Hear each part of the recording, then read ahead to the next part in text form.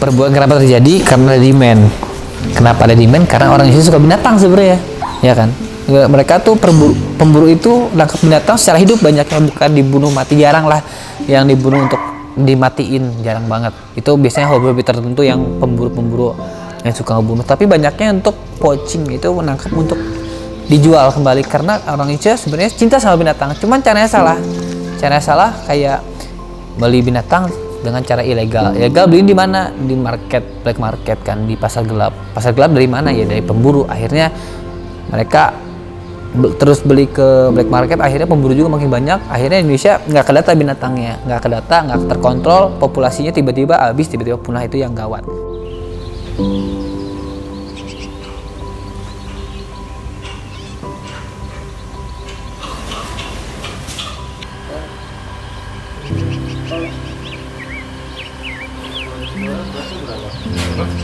Sebenarnya dua pilar konservasi ada tiga. Yang pertama adalah perlindungan, yang kedua adalah pengawetan, yang ketiga adalah pemanfaatan secara lestari. Gitu. Jadi kita juga cuman melindungi dan mengawetkan aja, tapi ada pemanfaatan secara berkesinambungan atau lestari tadi.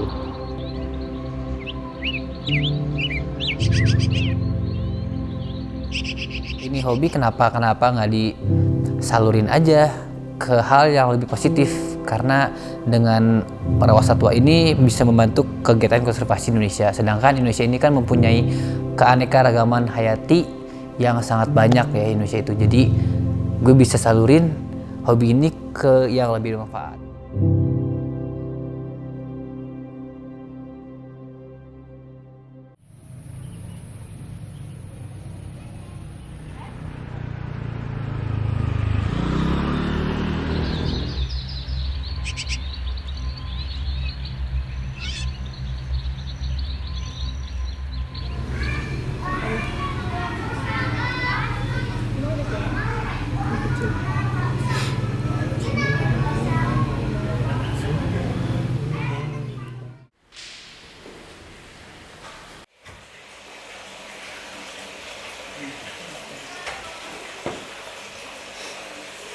Awalnya sih emang dari dulu, dari saya kecil orang tua tuh, bapak sama ibu emang udah melihara satwa liar karena suka juga. Ya seperti ada ular dulu, terus juga ada musang, ada tupai, kayak gitu-gitu juga, ada kucing juga, dan banyak binatang-binatang lain. Cuman nggak yang dilindungi dan bukan yang buas sih. Jadi hanya binatang eksotik ya, satu eksotik bisa dibilang.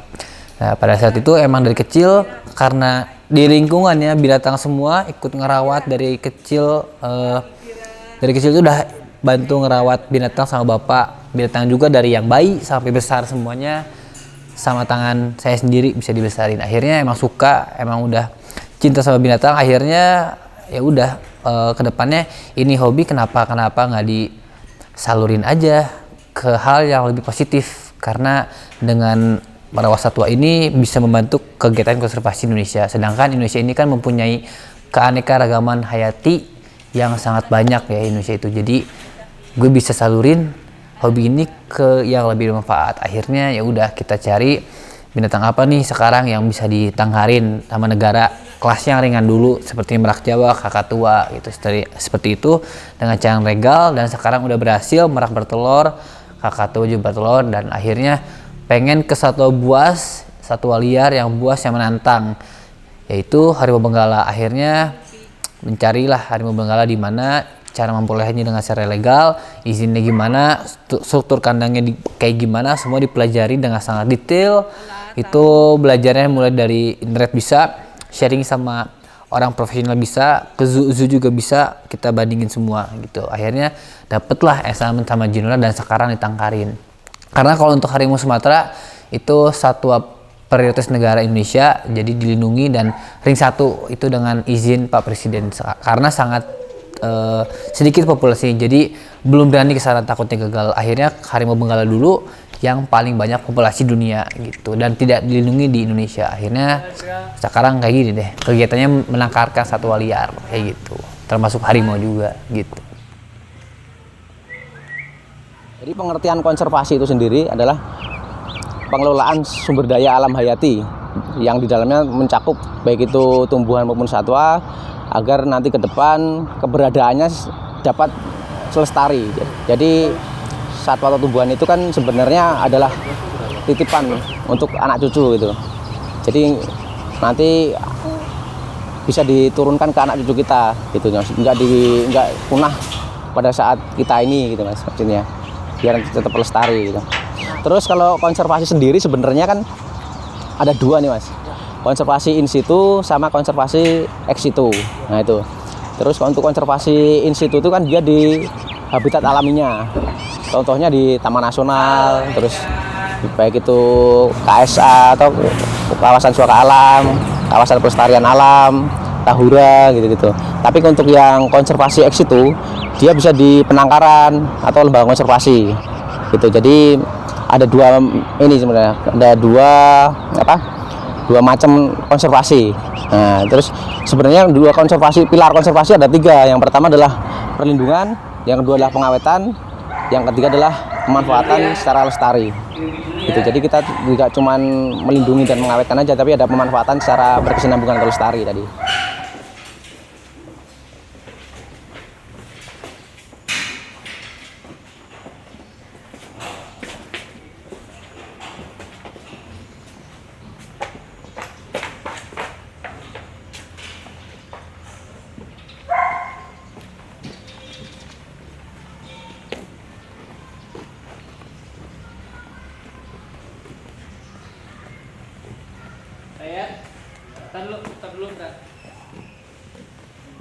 Untuk satwa tidak dilindungi lebih mudah ya, karena mereka tidak dilindungi dan izin juga lebih cepat.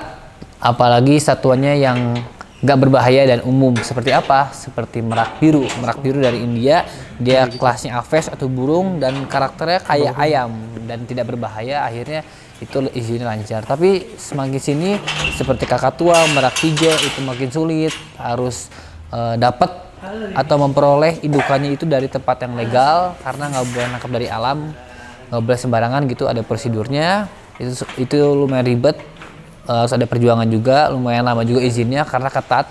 Apalagi harimau benggala walaupun tidak dilindungi, mereka itu harimau itu adalah satwa yang menjadi perhatian dunia karena populasi mereka yang di dunia sangat sedikit, dan satwa yang sangat berbahaya karena mereka top predator atau predator kelas atas yang sangat bisa membunuh manusia dengan hitungan detik aja. Jadi itu mulai dari kandang, terus dari mulai izin ke tetangga, RT, RW, camat, lurah, terus juga amdalnya alias buat limbahnya kayak gimana. Di sini kan dikasih septic tank, drenasi juga dihitung, air, PDAM kayak gimana, artesis, pH-nya semua dihitung sedetail itu. Lalu itu ajuin ke negara dan membutuhkan proses kurang lebih 1 sampai 2 tahun.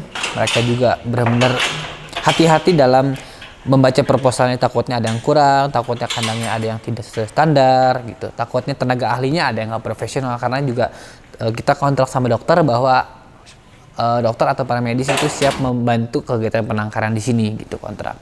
Akhirnya dalam waktu 2 tahun berhasil keluar izin penangkarannya alias tempatnya dulu. Jadi kandang ini sudah layak menjadi penangkaran, tapi tidak untuk harimaunya, belum untuk izin individual harimaunya. Dari situ baru kita ngajuin nih, kita mau ambil harimau atau memperoleh harimau dari mana, dengan dasarnya dari penangkaran ini. Kita udah punya penangkaran nih, izin penangkaran. Sekarang kita mau mencari indukan, akhirnya mengajukan ke negara bahwa indukannya betina itu Jinora dari penangkaran di Bintaro dan Esan dari kebun binatang. Itu adalah sumber-sumber yang sah. Perlu diketahui sumber-sumber yang sah untuk menjadi induk penangkaran itu antara lain dari penyerahan masyarakat, lembaga konservasi, penangkaran, import, atau enggak tangkapan alam. Dan tangkapan alam itu nggak sembarangan, kita harus izin dulu kuota tangkap alam. Pokoknya nggak bisa sembarangan, nggak sesimpel dan nggak semudah itu, kayak gitu sih. Jadi memperjuangkannya butuh waktu yang panjang, yang sabar, tapi emang karena hobi dan bukan karena suka semata dan suka selewat. Jadi gue jabanin, gue perjuangkan semuanya. Akhirnya alhamdulillah semua izinnya diberikan oleh negara memberikan kepercayaan ke gue untuk ngerawat satwa di sini, dan akhirnya juga di sini berhasil menangkarkan burung unta, rusa, merak hijau, merak biru, sekarang harimau lagi hamil dan kakak tua.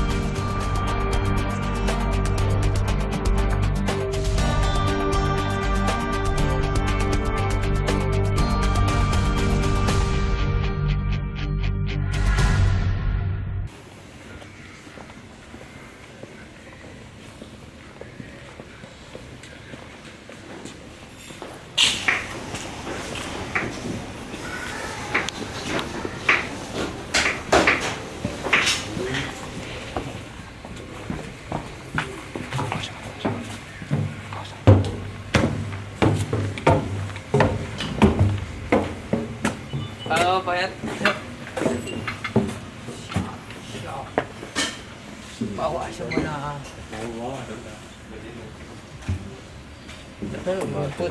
Sok, aku dengan bisa mare, kapan dema eta, kata no rusak nih. Sok, kata rusak itu rusak. Hah? Siap. Saya turun nih. Ini. Kita ke pasar. Nah itu dia, perbuatan kenapa terjadi? Karena demand. Kenapa ada demand? Karena orang Indonesia suka binatang sebenarnya, ya kan? Mereka tuh pemburu itu nangkap binatang secara hidup banyaknya, bukan dibunuh mati. Jarang lah yang dibunuh untuk dimatiin, jarang banget. Itu biasanya hobi-hobi tertentu yang pemburu-pemburu yang suka ngebunuh. Tapi banyaknya untuk poaching, itu menangkap untuk dijual kembali. Karena orang Indonesia sebenarnya cinta sama binatang, cuman caranya salah.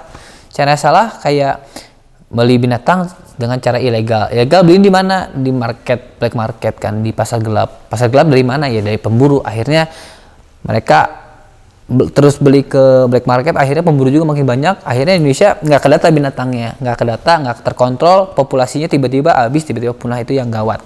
Nah, karena gue lihat orang Indonesia nih udah alamnya kaya, mereka suka sama binatang, cuman caranya salah. Akhirnya gue bikin edukasi di YouTube. Ini caranya loh, kalau kalian mau melihara satwa liar dengan cara legal, ada caranya. Bukan nggak boleh sama negara, tapi ada prosedurnya. Biar kita nggak ngerusak alam, biar yang di alam tetap di alam, biar yang di penangkaran yang udah tidak dapat dilepas liar kembali bisa kita manfaatkan bareng-bareng. Karena mereka juga udah nggak bisa dilepaskan daripada mati, mending kita lestarikan bareng-bareng dengan memperhatikan kesejahteraannya juga gitu. Akhirnya ya udah, sekarang lewat YouTube pelan-pelan kita edukasi terus sampai orang-orang ngerti. Oh ya, jadi kalau ilegal itu memburu secara tidak baik, akhirnya bisa membuat mereka punah gitu. Kalau punah juga ntar kita yang malu, kita yang rugi, orang mau ketemu binatang yang udah nggak ada kan jadi malu sendiri gitu. Jadi akhirnya gue nyaranin di penangkaran kayak gitu, gue jelasin gitu loh.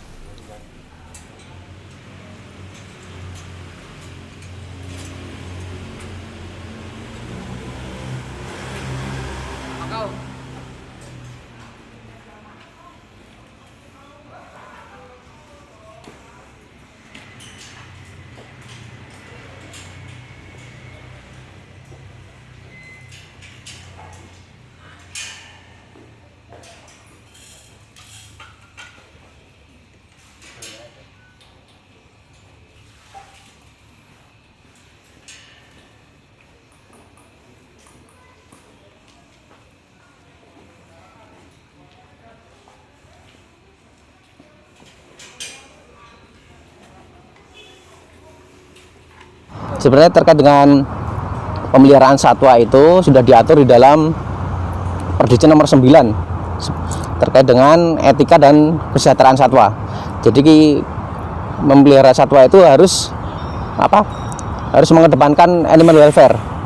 Nah, terus di aturan itu disebutkan ada standar minimal di dalam pemeliharaan satwa, atau yang lebih dikenal dengan five freedom itu. Yang pertama adalah bebas dari rasa haus dan lapar. Terus yang kedua adalah bebas dari ketidaknyamanan lingkungan. Terus yang ketiga adalah bebas dari rasa sakit, penyakit atau luka. Terus yang keempat adalah bebas dari rasa rasa takut dan tertekan. Dan yang terakhir adalah bebas dari bebas untuk mengekspresikan perilaku alaminya. Itu ada 5 prinsip itu yang harus dijaga dan dikedepankan untuk memelihara satwa itu gitu.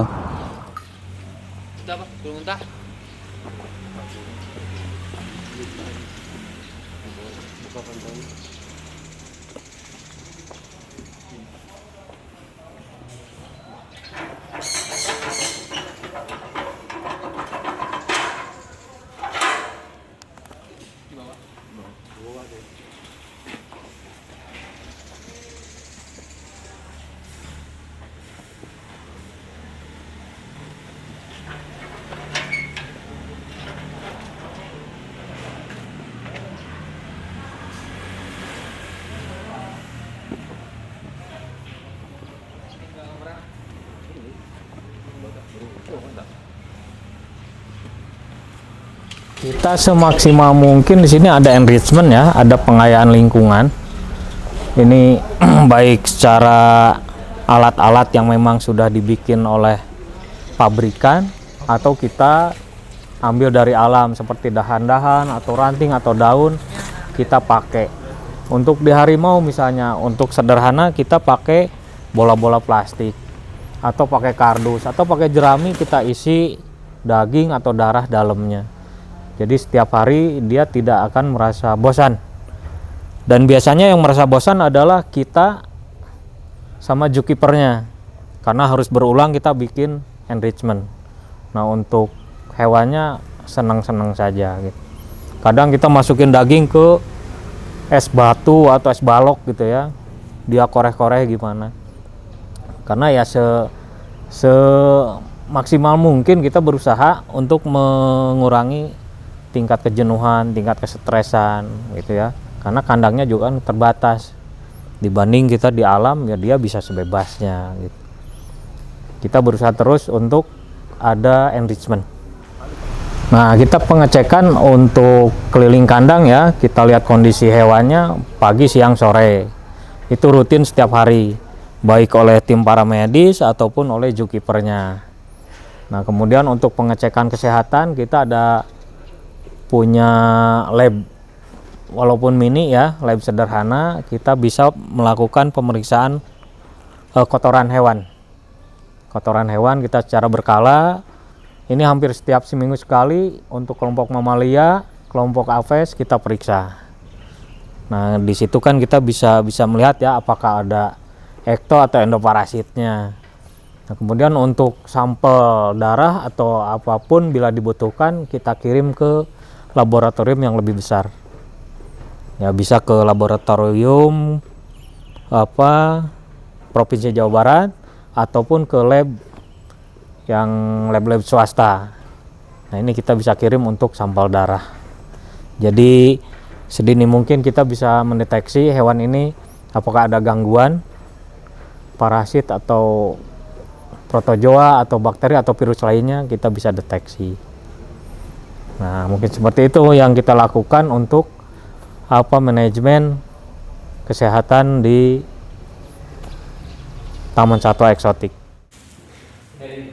San, ini nih, kucing teh, San, San, San nih, lagi,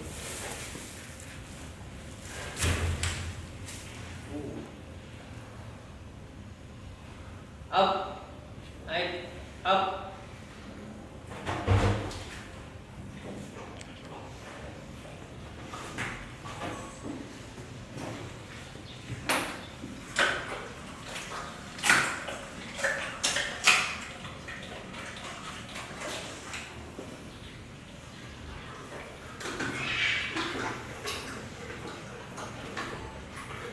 Pertama itu harus satukan visi kita pelestariannya buat apa, yaitu untuk menjaga sehatnya hutan kita di alam ya, maksudnya di hutan kita di Indonesia tetap sehat, tetap lestari dengan cara yaitu tadi tidak ada faktor-faktor yang membuat rusak ekosistem. Apa sih yang membuat rusak ekosistem? Yaitu perburuan secara ilegal kayak tadi kan. Jadi nggak seimbang nih si ekosistemnya, misalkan karena predatornya diburu terus, akhirnya yang dimangsanya seperti monyet atau apa yang dimangsanya kebanyakan, akhirnya nggak simak sistemnya kayak gitu.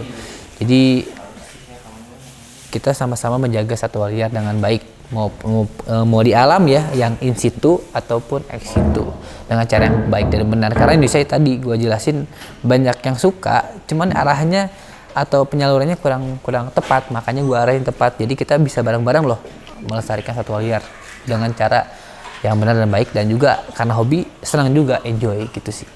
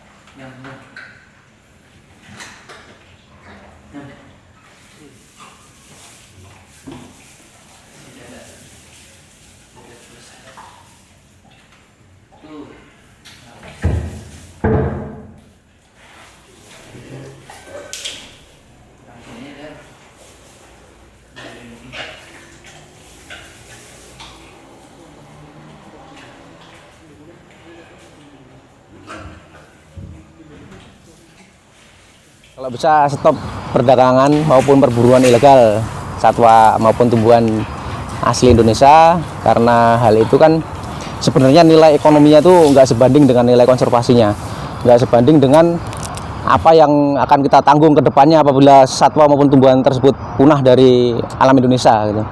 Nanti ibaratnya anak cucu kita tidak akan melihat satwa itu sendiri, cuma melihat dari gambar atau dari foto aja gitu.